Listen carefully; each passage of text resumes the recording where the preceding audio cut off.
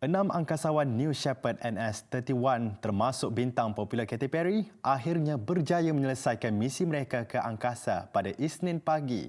Ekspedisi disertai kesemua kru wanita itu selamat mendarat di bumi kira-kira 11 minit setelah mereka berlepas dari tapak pelancar roket di barat Texas, Amerika Syarikat. Perjalanan kru NS-31 ke angkasa menjangkaui sehingga ke garisan Kármán, kira-kira 100 km dari permukaan bumi. Ketibaan di garisan ini menandakan kemuncak bagi misi itu yang memasuki sempadan antarabangsa bagi permulaan ke ruang angkasa. 1, 2, 3, take up space! Pada ketinggian ini, mereka mula merasai sensasi Zero G atau graviti sifar dengan tubuh badan terapung di udara untuk tempoh singkat sebelum kembali semula ke bumi.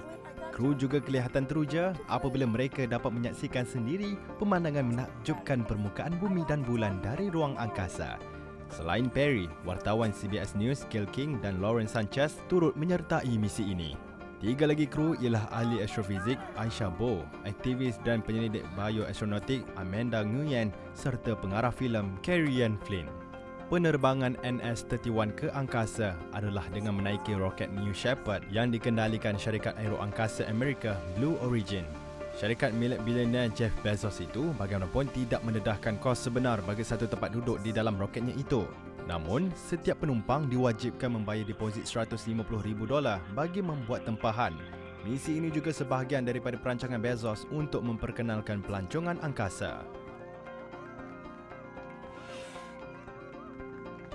Perry menyifatkan pengalaman luar biasa itu antara yang paling bermakna dalam hidupnya. This experience is second to being a mom. Wow. Yeah, that's it. And that's why it was hard for me to go, because that's all my love right there.